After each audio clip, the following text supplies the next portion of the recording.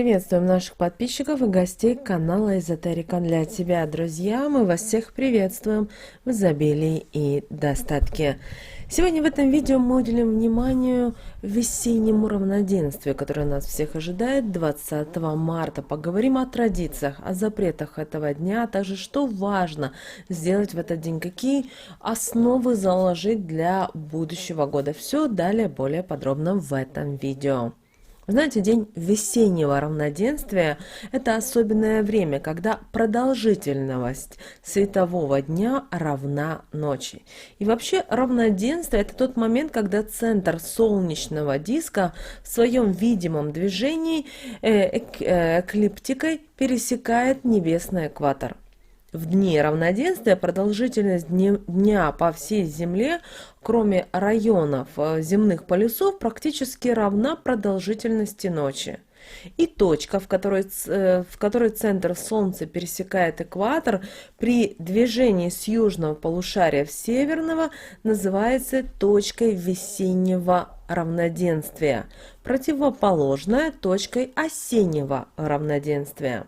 А вот в народном календаре эта дата получила название как весеннее равноденствие, весенний солнцеворот, вербоносица или лазарь. Поэтому 20 марта в 18 часов 34 минуты по московскому времени Солнце войдет в знак зодиака Овна и начнется новый астрологический год или весеннее равноденствие. Также это будет 5-й солнечный лунный день и 18-й лунный день. С восходом Солнца 21 марта в 5 часов 59 минут начинается уже отсчет первого солнечного месяца, каждый из которых всегда равен 30 дням.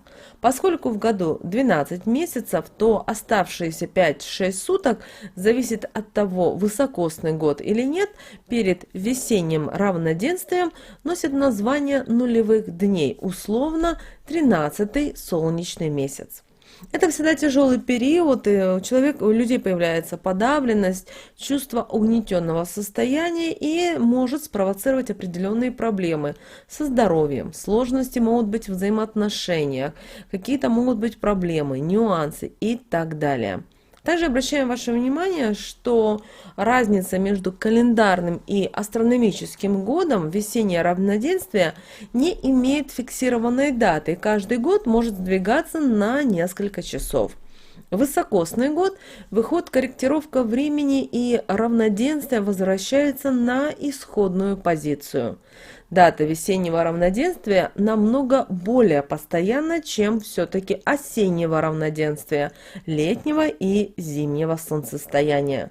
Также стоит отметить, что в этом году день весеннего равноденствия наступает у нас сразу после первого полнолуния весны. Напоминаем, полнолуние у нас было 18 марта в знаке зодиака Дева.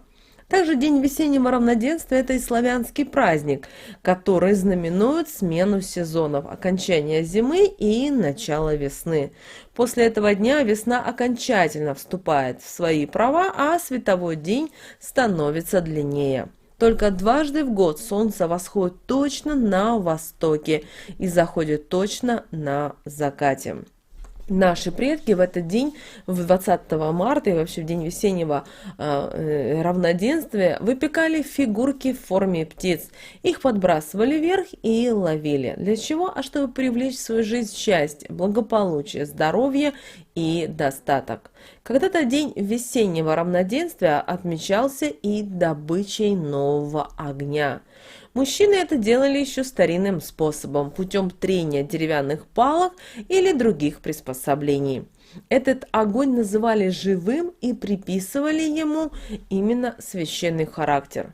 От него разжигали костры на разных концах села, для того, чтобы защитить жителей от эпидемий разных заболеваний.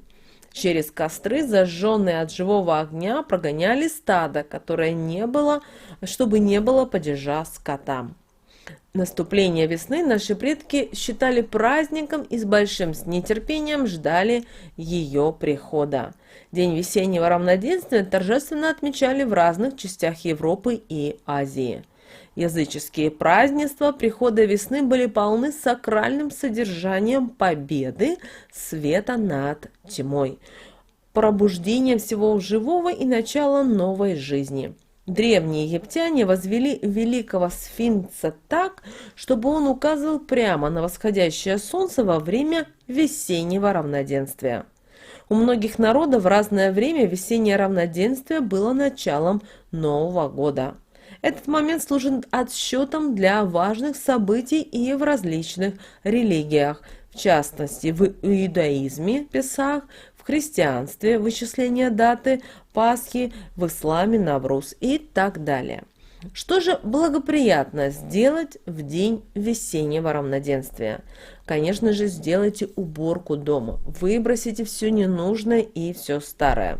Также обязательно напишите список тех дел, которые вы бы хотели сделать в ближайшее время или на протяжении этого года. И напишите новые цели для себя. Возможно, они на данный момент недостижимы, но вы уже их написали, а значит, вы уже отправили во Вселенную высшим силам задание, что вы желаете это иметь.